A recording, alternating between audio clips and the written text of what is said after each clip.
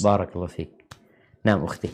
Ya jamaah, nih rumah tangga tuh ada banyak masalah yang mungkin kita tidak mendengarnya.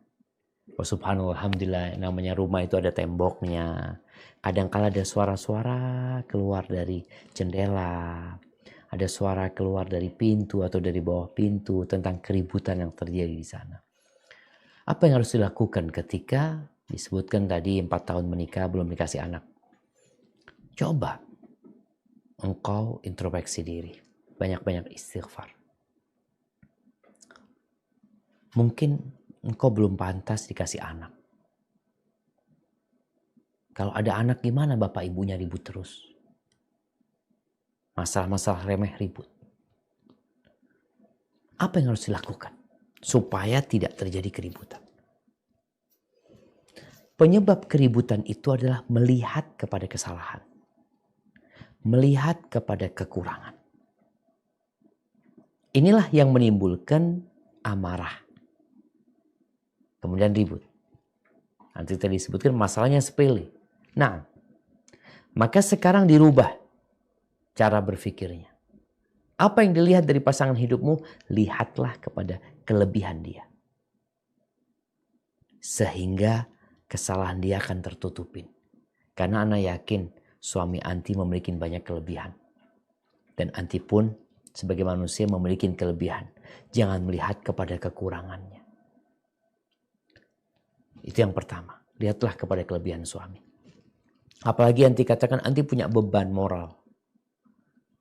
Bagaimana tetangga-tetangga yang melihat ini keluarga yang menikah di atas sunnah, mereka udah paham sunnah tapi ribut sampai terdengar sama keluarga. Jangan sampai akhirnya anti menjadi penyebab rusaknya citra sunnah ini gara-gara keributan yang dilakukan. Yang kedua, kalau suami marah, maka anti diam. Jangan jawab. Walaupun anti merasa, oh masalahnya remeh.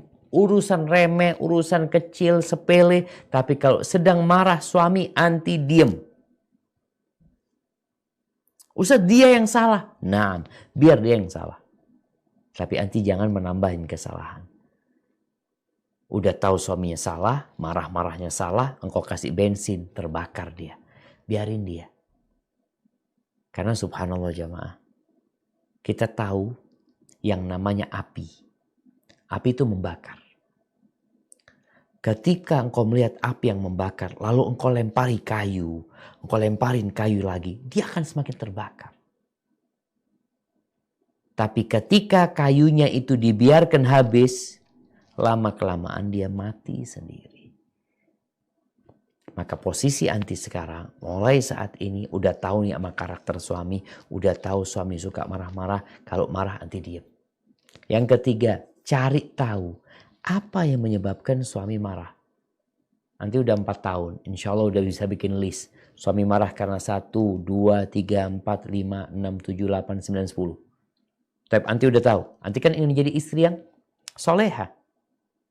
Ingin menciptakan rumah tangga yang menjadi baiti jannati. Maka list yang anti udah catat itu hindari semuanya agar suami gak marah. Sampai pernah Anda sampaikan, ada suami yang marah gara-gara sandal. Ada yang gara-gara topi. Mau ke masjid topinya, kopiahnya kemana gak ada. Istri yang disalahkan. Anak-anak disalahkan. Ya udah. Bagaimana supaya suami gak marah? Anti beli 1 lusin kopiah. Ketika suami mau berangkat ke masjid, mana kopiah? Tenang bang. Bukain yang baru. Tafadhol bang. Abang tambah ganteng kalau pakai yang baru. Insya Allah. Pakai dia berangkat. Artinya ternyata masalahnya ini. Masalahnya di makanan. Kalau sudah tahu masalahnya di makanan, jangan pernah makanan itu telat. Usah telat gara-gara ini. Nggak ada alasan. Anti berusaha untuk memperbaiki. Karena yang bertanya anti, maka Anda memberi nasihat kepada anti. Dan ketika anti merasa marah sama suami, mungkin suami melakukan sebuah tindakan yang membuat anti marah, apa yang harus anti lakukan? Diam. Idza ghadiba ahadukum falyasut. Kalau sedang marah, diam. Kalau dalam kondisi anti berdiri, anti duduk. Dalam kondisi anti duduk marah, rebahan.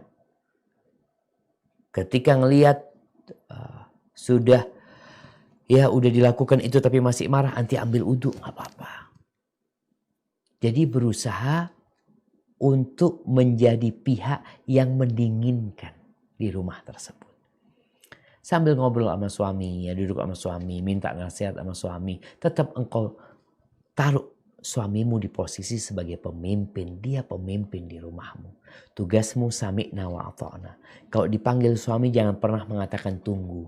Tapi tinggalkan pekerjaanmu demi untuk datang menyambut panggilan suami. Hada wallahu a'lam bishawab.